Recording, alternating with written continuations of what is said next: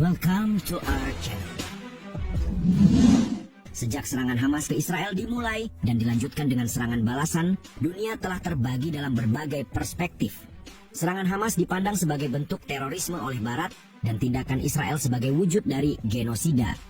Namun tidak sedikit juga yang memilih untuk netral dan menyuarakan gencatan senjata dengan dalih kemanusiaan. Lalu bagaimana dengan Rusia? Hal ini tentu saja menarik, mengingat Rusia merupakan sekutu Israel dan Iran yang secara tradisional mendukung Hamas.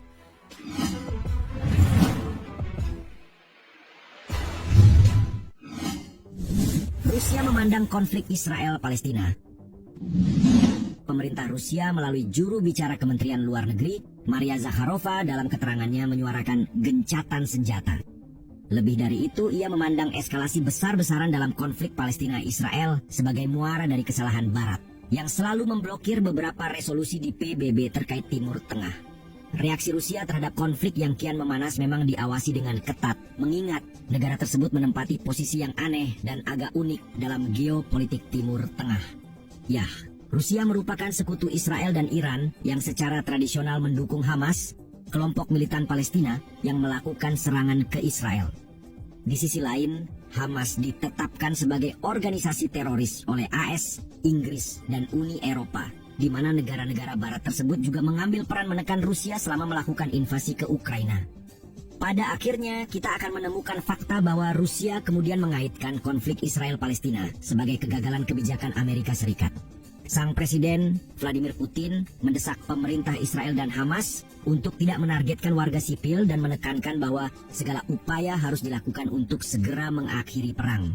Pernyataan hati-hati oleh Putin dan bawahannya selanjutnya dipandang sebagai upaya Moskow menjaga hubungan baik dengan Israel dan Palestina. Moskow bahkan dinilai berharap agar Washington dan sekutunya teralihkan perhatiannya lewat konflik ini yang pada akhirnya mengikis dukungan Barat ke Kiev.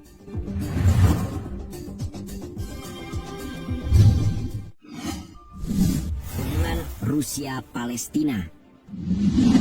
Masalah Palestina ada di hati setiap orang yang menganut Islam dan mereka menganggap itu semua sebagai manifestasi ketidakadilan yang mencapai tingkat yang tidak terpikirkan.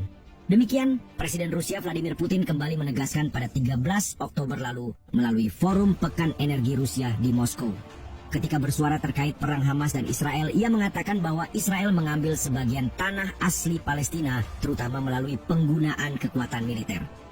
Sebelumnya, Menteri Luar Negeri Rusia Sergei Lavrov menuturkan hal senada dalam konferensi pers dengan Ketua Liga Arab Ahmed Abul Ghaid pada 9 Oktober 2023. Menurutnya, pembentukan negara Palestina adalah solusi yang paling dapat diandalkan untuk perdamaian di Israel.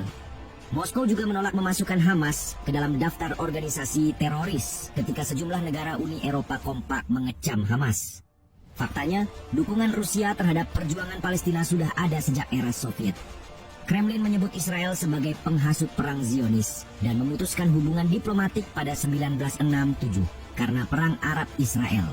Komunis Moskow mendukung faksi sosialis sayap kiri dalam lingkaran politik Palestina, melatih ratusan pejuang Palestina dan mempersenjatai Mesir sebelum perang Oktober 1973. Mereka juga mengembangkan hubungan dekat dengan Hamas dan menyambut para pemimpinnya di Moskow sejak gerakan bersenjata tersebut berkuasa di jalur Gaza pada 2007.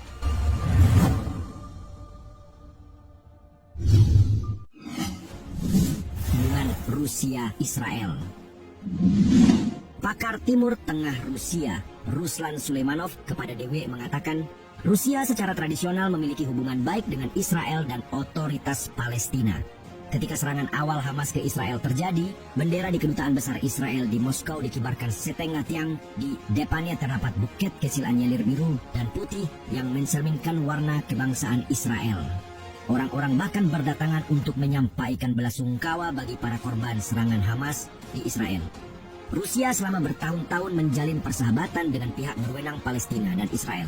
Tetapi ketegangan hubungan dengan Tel Aviv tak bisa disangkal sejak serangan ke Ukraina dilakukan Rusia. Dalam beberapa tahun terakhir, Moskow mengancam akan menutup cabang Badan Yahudi di Rusia. Badan Yahudi ini adalah sebuah LSM yang memfasilitasi migrasi ke Israel. Moskow juga menuduh duta besar Israel di Ukraina menutupi nazisme.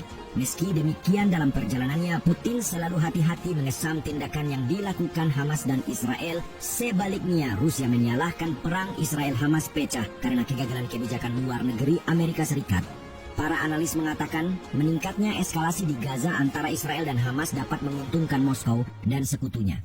Nikolai Mitrokin dari Universitas Bremen di Jerman mengatakan respon Rusia terhadap operasi militer Hamas yang membuat Israel kewalahan menunjukkan bahwa Putin tidak pro-Israel.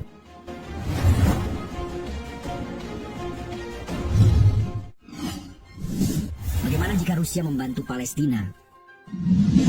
Sebagaimana diketahui, Amerika Serikat bergerak cepat menyikapi serangan Hamas ke Israel dengan sejumlah bantuan militernya.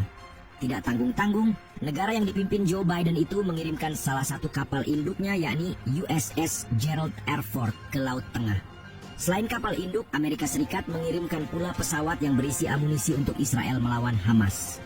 Di mana pesawat pertama telah mendarat di Israel pada 11 Oktober 2023. Di hari yang sama, Putin langsung saja menanggapi dan menuding Amerika Serikat memprovokasi kemarahan di Timur Tengah dengan mengirimkan gugusan kapal induk ke wilayah tersebut. Melihat cara Putin menyikapi tindakan yang dipilih Amerika Serikat, tidak menutup kemungkinan bahwa dirinya akan turun tangan untuk memberi bantuan militer ke Palestina. Nah, jika itu benar terjadi, maka seperti inilah perbandingan militer yang ada.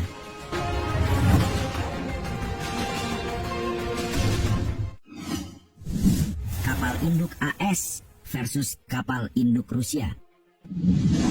Jika Amerika Serikat memiliki kapal induk USS Gerald R. Ford, maka Rusia memiliki sebuah kapal induk bernama Admiral Kuznetsov yang bisa saja ikut dikirimkan ke Palestina. Kapal ini memiliki dek penerbangan yang cukup luas dan dilengkapi kabel arrester. Seandainya kapal induk AS melakukan 160 serangan mendadak sesuai spesifikasinya, maka Admiral Kuznetsov bisa melindungi kapal dengan menghancurkan torpedo yang menyerangnya. Ya, kapal induk Rusia ini dibekali radar kapal yang termasuk radar akuisisi target udara dan permukaan, radar kontrol penerbangan, radar navigasi, hingga radar kontrol tembakan.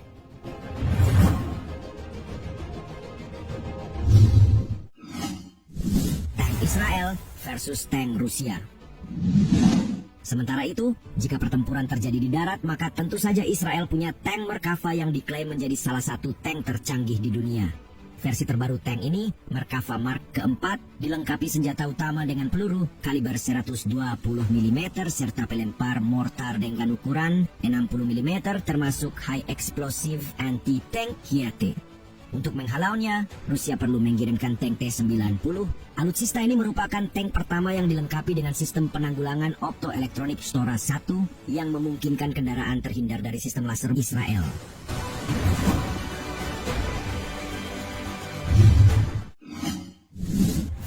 Tempur Israel versus jet tempur Rusia. Kemudian, penting pula untuk mempertimbangkan pertempuran yang terjadi di udara. Khusus satu ini, Israel memiliki F-35 yang berfungsi sebagai pesawat tempur multiperan. Selain itu, ada pula sensor elektronik F-35 termasuk Electro Optical Distributed Aperture System atau DAS. Konfigurasi ini memberi pilot kesadaran situasional di lingkungan sekitar pesawat untuk meningkatkan peringatan rudal, peringatan pesawat lain, dan penglihatan pilot siang atau malam. Di sisi lain, Rusia juga memiliki jet tempur multiperan yang dikenal sebagai MiG-35. Selain dibekali berbagai senjata canggih, jet tempur ini juga memiliki kemampuan melacak 30 target secara bersamaan. Segala jenis pertempuran di sini hanyalah kemungkinan terburuk yang mungkin terjadi. Menurut kalian, bagaimana jika itu benar terjadi?